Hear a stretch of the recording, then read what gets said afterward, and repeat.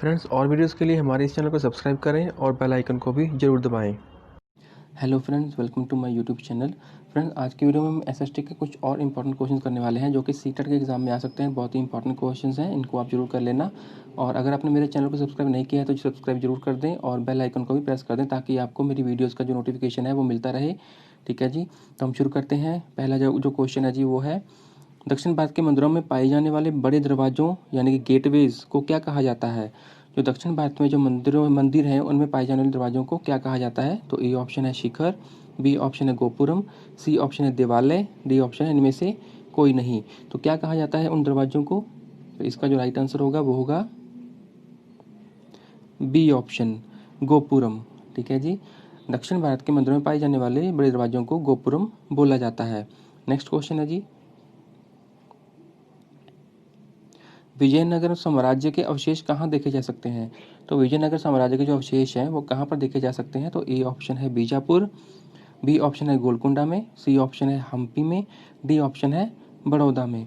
तो कहाँ देखे जा सकते हैं विजयनगर साम्राज्य के अवशेष। तो इसका जो राइट आंसर होगा वो होगा सी ऑप्शन, हम्पी में। ठीक है जी, विजयनगर साम्राज्य के अवशेष हम्पी में देखे जा सकते हैं।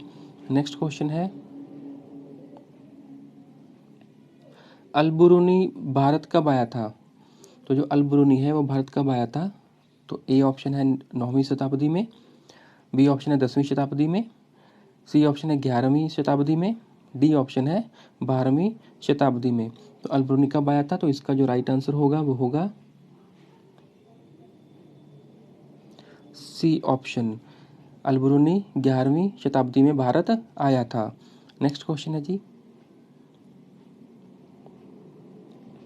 जो मुसलमान विद्वान मोहम्मद गजनी के साथ रहा था वो कौन था। तो वो मुसलमान विद्वान कौन था जो मोहम्मद गजनी के साथ रहा था। तो वो कौन था। तो ए ऑप्शन है इब्न बतूता, बी ऑप्शन है अलबरूनी, सी ऑप्शन है अमीर खुसरो, डी ऑप्शन है फरिश्ता। तो कौन था वो मुसलमान विद्वान। तो इसका जो राइट आंसर होगा वो होगा बी ऑप्शन, अलबरूनी। ठीक है जी, अलबरूनी जो था वो मुसलमान विद्वान था और मोहम्मद गजनी के साथ रहा था। नेक्स्ट क्वेश्चन है,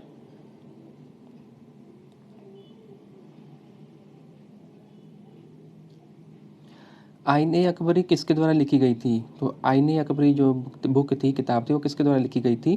तो ए ऑप्शन है फरिश्ता द्वारा, बी ऑप्शन है इब्न बतूता द्वारा, सी ऑप्शन है अबुल फजल द्वारा, डी ऑप्शन है बीरबल द्वारा। तो किसके द्वारा लिखी गई थी। तो इसका जो राइट आंसर होगा वो होगा सी ऑप्शन, अबुल फजल द्वारा। आईने अकबरी अबुल फजल द्वारा लिखी गई थी। नेक्स्ट क्वेश्चन है, तांबे के सिक्के किसके द्वारा चलाए गए थे। तो जो कॉपर के सिक्के थे, तांबे के सिक्के, वो किसके द्वारा चलाए गए थे। तो ए ऑप्शन है अलाउद्दीन द्वारा, बी ऑप्शन है शेर शाह द्वारा, सी ऑप्शन है मोहम्मद बिन तुगलक द्वारा, डी ऑप्शन है फिरोज शाह तुगलक द्वारा। जो तांबे के सिक्के थे वो किसके द्वारा चलाए गए थे। तो इसका जो राइट आंसर होगा वो होगा सी ऑप्शन, मोहम्मद बिन तुगलक द्वारा। ठीक है, ये तांबे के सिक्के मोहम्मद बिन तुगलक द्वारा चलाए गए थे। नेक्स्ट क्वेश्चन है जी, इक्तेदारी प्रणाली, इक्तेदारी सिस्टम किसके द्वारा लागू किया गया था। जो इक्तेदारी सिस्टम था, जो इक्तेदारी प्रणाली थी, वो किसके द्वारा लागू की गई थी। तो ए ऑप्शन है बलबन द्वारा, बी ऑप्शन है ऐबक द्वारा, सी ऑप्शन है इल्तुतमिश द्वारा, डी ऑप्शन है अलाउद्दीन खिलजी द्वारा। तो किसके द्वारा ये सिस्टम लागू किया गया था, इक्तेदारी सिस्टम। तो इसका जो राइट आंसर होगा वो होगा सी ऑप्शन, इल्तुतमिश द्वारा। ठीक है जी, इक्तेदारी सिस्टम इल्तुतमिश द्वारा लागू किया गया था। नेक्स्ट क्वेश्चन है,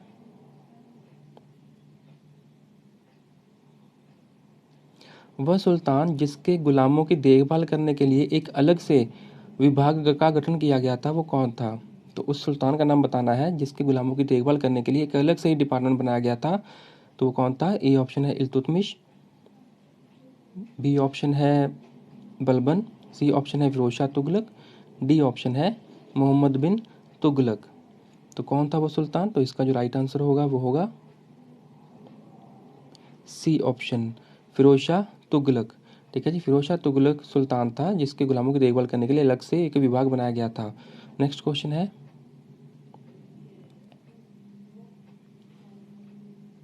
मोहम्मद बिन तुगलक असफल रहा था क्योंकि, तो मोहम्मद बिन तुगलक तकरीबन असफल रहा था तो उसका क्या कारण था? तो ए ऑप्शन है वो पागल था, बी ऑप्शन है उसने राजधानी बदल दी थी, सी ऑप्शन है उसने अपने पिता की हत्या की थी, डी ऑप्शन है वह व्यवहारिक नहीं था। तो इसका राइट आंसर क्या होगा? तो इसका राइट आंसर होगा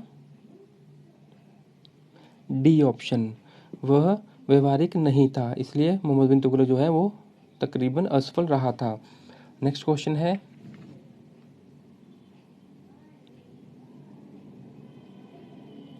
संगमरमर में भवन निर्माण कला का मुगलों का सुंदर नमूना कौन सा है? तो संगमरमर में अगर भवन निर्माण कला की बात करें तो मुगलों का सुंदर नमूना कौन सा है? तो ए ऑप्शन है दीवाने-आम, बी ऑप्शन है ताजमहल, सी ऑप्शन है मोर का तख्त, डी ऑप्शन है मोती मस्जिद। तो क्या होगा इसका राइट आंसर? इसका राइट आंसर होगा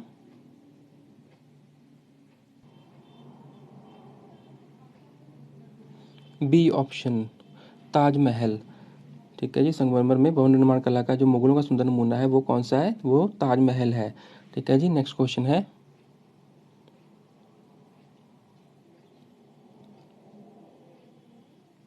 अकबर का प्रसिद्ध राजकवि कौन था? तो अकबर का प्रसिद्ध राजकवि कौन था? तो ए ऑप्शन है बीरबल, बी ऑप्शन है तुलसीदास, सी ऑप्शन है बैरम खान, डी ऑप्शन है रहीम। तो कौन था अकबर का प्रसिद्ध राजकवि? तो इसका जो राइट आंसर होगा वो होगा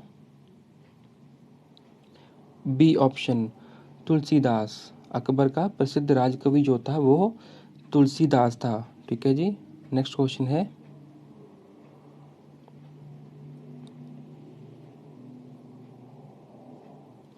किस वर्ष गांधी जी ने अपने देश और लोगों की सेवा करने के लिए दक्षिण अफ्रीका से वापस आए थे? तो वो किस वर्ष आए थे गांधी जी अपने देश और लोगों की सेवा करने के लिए दक्षिण अफ्रीका जो वापस आए थे? तो कब आए थे? तो ए ऑप्शन है 1914, बी ऑप्शन है 1915, सी ऑप्शन है 1916, डी ऑप्शन है 1917।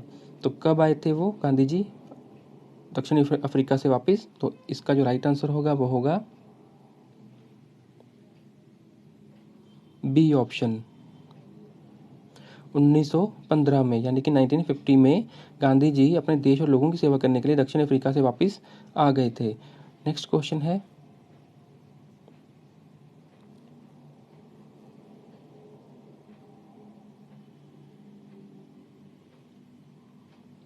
भारतीय मुस्लिम लीग की स्थापना कब हुई थी? तो भारतीय मुस्लिम लीग की स्थापना जो है वो कब हुई थी, कब की गई थी स्थापना? तो ए ऑप्शन है 1909, बी ऑप्शन है 1908, सी ऑप्शन है 1907, डी ऑप्शन है 1906। तो भारतीय मुस्लिम लीग की स्थापना कब की गई थी? तो इसका जो राइट आंसर होगा वो होगा डी ऑप्शन, 1906, यानी कि 1906 में भारतीय मुस्लिम लीग की स्थापना 1906 में की गई थी। नेक्स्ट क्वेश्चन है,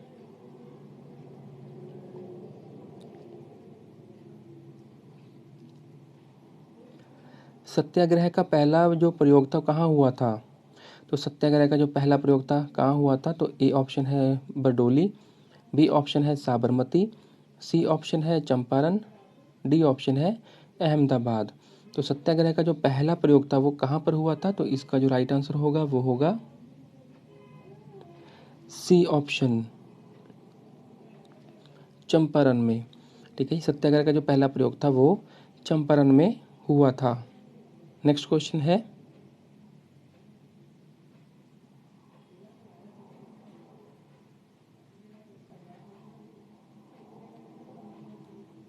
सत्याग्रह का पहला प्रयोग कब किया गया था? तो सत्याग्रह का जो पहला प्रयोग था वो चंपारण में हुआ था, हमने ऊपर देखा, ऊपर पढ़ा हमने। तो ये प्रयोग किया कब गया था? तो इसका जो पहला ऑप्शन है ए ऑप्शन 1915, बी ऑप्शन है 1916, सी ऑप्शन है 1917, डी ऑप्शन है 1918। तो कब किया गया था सत्याग्रह का पहला प्रयोग? तो इसका जो राइट आंसर होगा वो होगा सी ऑप्शन, 1917। तो सत्याग्रह का जो पहला प्रयोग था वो 1917 में, यानी 1917 में किया गया था। तो राइट आंसर होगा सी ऑप्शन, 1917। ठीक है जी। तो फ्रेंड्स, ये एसएसटी के इंपॉर्टेंट क्वेश्चन हैं जो कि सीटेट के एग्जाम में आ सकते हैं और बहुत ही इंपॉर्टेंट क्वेश्चन हैं, इनको आप जरूर कर लेना। और मेरे चैनल को सब्सक्राइब जरूर कर देना अगर आपने सब्सक्राइब नहीं किया अभी तक, ठीक है जी। बेल आइकन को भी प्रेस कर देना ताकि आपको मेरा जो नोटिफिकेशन है वीडियोज़ का वो मिलता रहे, ठीक है जी। तो हम मिलते हैं नेक्स्ट वीडियो में कुछ और इंपॉर्टेंट क्वेश्चन के साथ, तब तक के लिए थैंक यू।